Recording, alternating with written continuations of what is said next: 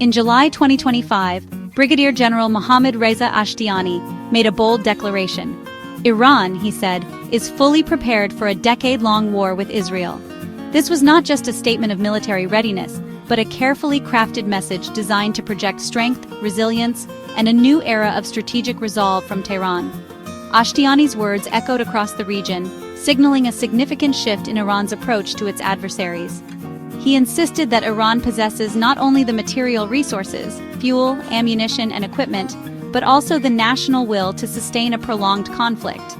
This assertion directly counters the widespread belief that years of international sanctions have crippled Iran's warfighting capacity. Instead, Ashtiani painted a picture of a nation that has adapted, stockpiled, and innovated under pressure, turning adversity into a source of strength. Ashtiani argued that while Israel may enjoy technological superiority, boasting advanced tanks, fighter jets, and cutting-edge defense systems, it lacks the societal will for a drawn-out, grinding war. In his view, morale and unity are Iran's decisive advantages, and he positioned the Iranian people's endurance as the key factor that could tip the balance in a long-term conflict. The general described Iranian forces as battle-hardened, forged by years of regional conflict and internal challenges. He emphasized their psychological preparation for sacrifice, framing the potential war as a test of national character and collective resolve. According to Ashtiani, Iran's military is not just ready to fight. They are ready to endure, adapt, and persevere. This statement comes after months of military escalation, a surge in defense spending, and the passage of new legislation aimed at expanding and modernizing the armed forces. The Iranian parliament has approved significant increases in military budgets, and recruitment drives have brought thousands of new soldiers into the ranks, all in preparation for a potential long-term confrontation. Iran is signaling a fundamental shift in its military doctrine. It is no longer content to simply react to external threats. Instead, it is actively shaping the strategic environment, seeking to deter adversaries by demonstrating both capability and resolve. Military exercises and high-level strategy sessions underscore this new posture. The message to the world is unmistakable. Tehran wants its adversaries, especially Israel, to carefully consider the immense cost of a war that Iran believes it can outlast.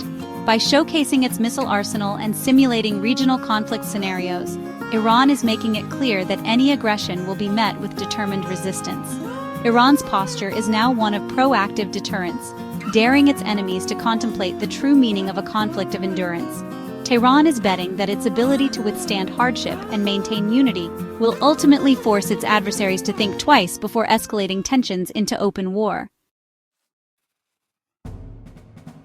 Iran's 10-year war declaration is rooted in the aftermath of a fierce 12-day conflict with Israel in June 2025. The fighting began with Iran's largest-ever missile and drone attack, testing Israel's defenses and drawing in the United States for retaliatory strikes. For the first time, both nations engaged directly, bypassing proxies and raising fears of a wider regional war. Tehran claims the conflict proved its ability to overwhelm Israeli defenses, even if briefly, and to strike anywhere in Israel. Iranian officials insist they suffered minimal losses, a narrative aimed at boosting morale and projecting military competence. The 12-day war emboldened Iran's leadership, reinforcing their belief in an asymmetric strategy of massed missiles and drones. The experience set the stage for Iran's current posture: confident, defiant, and ready for a long-term confrontation. After the June conflict, Iran launched a vigorous information campaign, insisting its forces suffered only minimal losses. This narrative is central to Iran's effort to frame the war as a strategic victory and to bolster domestic morale. Iranian leaders argue that while technology matters, the will to fight is decisive, casting their society as resilient and ready for sacrifice. By emphasizing morale, Tehran seeks to turn technological inferiority into a psychological advantage. The regime taps into national and religious identity, preparing the public for the hardships of a prolonged conflict. Iran's leaders know that modern wars are fought as much in the realm of perception as on the battlefield. By projecting invincibility and resolve, Tehran aims to deter its enemies and inspire its allies. Iran's war posture is backed by a record-breaking defense budget, $46 billion for 2025, a 200% increase over the previous year. This surge funds missile production, drone expansion, and advanced research in cyber and electronic warfare. The budget allows Iran to replenish and expand its arsenal, signaling a willingness to bear immense financial burdens for military strength. Tehran's leadership sees military power as the ultimate guarantor of national security, prioritizing it over domestic needs. The massive investment transforms rhetoric into real capability, ensuring Iran's military-industrial complex operates at full capacity. This financial commitment is the engine behind Iran's assertive new strategy. Alongside its financial surge, Iran's parliament is advancing a bill to permanently strengthen the armed forces in response to Israeli threats. The legislation aims to streamline command, authorize new recruitment, and grant the military greater authority in national security. It seeks to institutionalize a state of heightened alert, making military preparedness a permanent national priority. The bill is a direct response to the June conflict, reflecting a consensus that Iran must move to a permanent war footing. If passed, it will formalize the military's expanded role and resource allocation, enabling ambitious multi-year projects. Together with the record budget, this law forms the legal and financial backbone of Iran's decade-long war strategy. Tensions between Iran and Israel reached a deeply personal and volatile level during the June war, when Iranian state media reported that President Masoud Pezeshkian had been injured in an Israeli missile strike targeting a secret government bunker in Tehran. The news sent shockwaves through the country, with images of emergency vehicles racing through the capital and speculation swirling about the president's fate. The alleged attack was said to have occurred late at night, catching even senior officials off guard and raising fears of further escalation. Israel, for its part, neither confirmed nor denied the dramatic report. This ambiguity only fueled rumors and heightened the sense of crisis. In the absence of clear facts, the story quickly took on a life of its own, with Pezeshkian portrayed by Iranian media as a resilient leader who had survived a direct attempt on his life by a foreign enemy. Days later, President Pezeshkian himself addressed the nation in a high-profile televised interview, directly accusing Israel of an assassination attempt. His words reverberated far beyond Iran's borders, elevating the claim to an international stage and drawing the attention of world leaders and global media. Whether the story was entirely true or partly propaganda, it succeeded in personalizing the conflict. The narrative painted Israel as a nation willing to target heads of state, and it became a powerful tool in shaping public opinion both inside Iran and abroad. The incident has since become a rallying cry for the Iranian government, used to justify a rapid military buildup and to demonstrate the country's readiness for a prolonged and potentially devastating war. Military parades and emergency drills have become more frequent, all under the banner of national defense. For ordinary Iranians, the story fuels a narrative of existential struggle and national survival.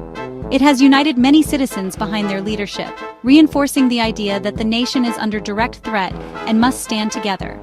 The tale of the president's narrow escape has become a potent symbol of the stakes involved in the conflict, inspiring both fear and defiance. It is retold in homes, on social media, and in official speeches as a reminder of what is at risk. Ultimately, the alleged assassination attempt reinforces Iran's message to its people and the world. The nation must remain vigilant, united, and prepared for any eventuality, no matter how dire the threat may seem. To sustain a decade-long conflict, Iran is aggressively seeking advanced military technology abroad. In January 2025, Iran confirmed the purchase of Russian Sukhoi Su-35 fighter jets, a major upgrade for its air force. Iran's procurement networks also target European technology, circumventing sanctions to acquire critical missile and drone components. Analysis of Iranian drones used in Ukraine revealed extensive use of Western electronics, proving the effectiveness of these illicit supply chains. Access to foreign technology gives Iran a crucial qualitative edge, accelerating its military modernization. The combination of Russian jets and Western components makes Iran's arsenal more formidable than ever. This global procurement strategy is a growing concern for regional adversaries and Western intelligence. The Iran-Israel confrontation reverberates far beyond their borders, threatening not only regional stability, but also the security and prosperity of nations worldwide. What might seem like a distant conflict has the potential to send shockwaves through the global system, affecting everything from energy prices to international diplomacy. The Strait of Hormuz, controlled by Iran, is a vital choke point for global oil. 40% of India's crude imports pass through it. Any disruption here could send oil prices soaring, impacting economies from Asia to Europe and North America. The world's reliance on this narrow waterway makes it a strategic flashpoint, where even minor incidents can have outsized consequences. The June conflict exposed how easily a regional war could disrupt energy supplies and trigger a global economic crisis. Markets reacted instantly, with oil prices spiking and fears of shortages rippling through supply chains. The vulnerability of critical infrastructure was laid bare, reminding the world how interconnected and fragile the global energy system truly is. India, Israel's largest arms customer, must balance its defense ties with Israel against its energy dependence on Iran. This delicate act of diplomacy highlights the complex web of relationships that bind nations together, where strategic interests often collide with economic necessities. For India, every decision carries weighty consequences for both security and energy security. The conflict is accelerating defense industrialization across the region, as nations seek self-reliance amid rising tensions. Countries are investing heavily in advanced military technology, building up their own capabilities to reduce dependence on foreign suppliers. This arms race is reshaping the regional balance of power and fueling a new era of military innovation.